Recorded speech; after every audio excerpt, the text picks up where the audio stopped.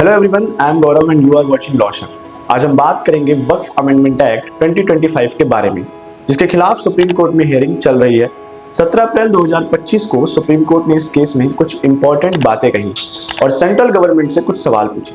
चलिए जानते हैं इस हियरिंग की मेजर अपडेट्स के बारे में।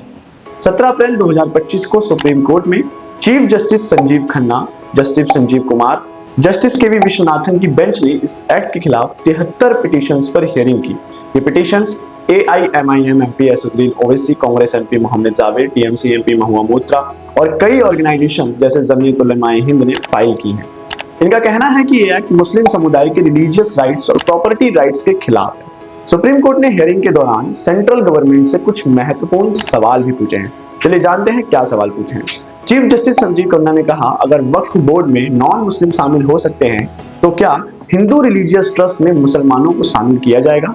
कोर्ट ने वक्फ बाय यूजर के कॉन्सेप्ट को हटाने पे सवाल किया।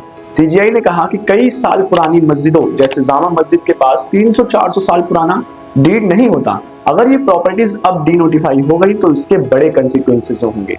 कोर्ट ने यह भी पूछा कि जब कलेक्टर किसी प्रॉपर्टी के वक्फ स्टेटस पे डिसाइड करेगा तो क्या ये प्रोसेस फेयर होगा, क्योंकि कलेक्टर एक गवर्नमेंट ऑफिसर है और वो अपने ही केस में जज कैसे बन सकता है।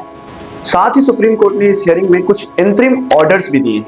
सेंट्रल गवर्नमेंट से कहा गया कि वो 1 हफ्ते के अंदर अपना रिस्पॉन्स फाइल करें, तब तक कोई भी वक्फ प्रॉपर्टी, चाहे वो वक्फ बाय यूजर हो या डीड के तहत हो, उसे डीनोटिफाई नहीं किया जाएगा। मतलब इनका स्टेटस चेंज नहीं किया जाएगा। सेंट्रल वक्फ काउंसिल या स्टेट वक्फ बोर्ड में कोई नई अपॉइंटमेंट्स नहीं होंगी और नॉन मुस्लिम्स को शामिल नहीं किया जाएगा।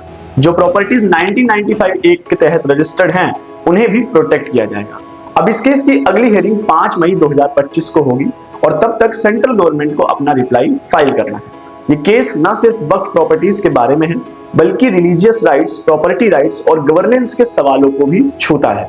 तो दोस्तों, ये था वक्फ अमेंडमेंट एक्ट 2025 के सुप्रीम कोर्ट हियरिंग के कुछ मेजर अपडेट्स। तो अगर आपको ये वीडियो अच्छी लगी हो तो फॉलो एंड सब्सक्राइब करें लॉ शेफ को, and for more legal updates हमारे साथ जुड़े रहें। Thank you so much.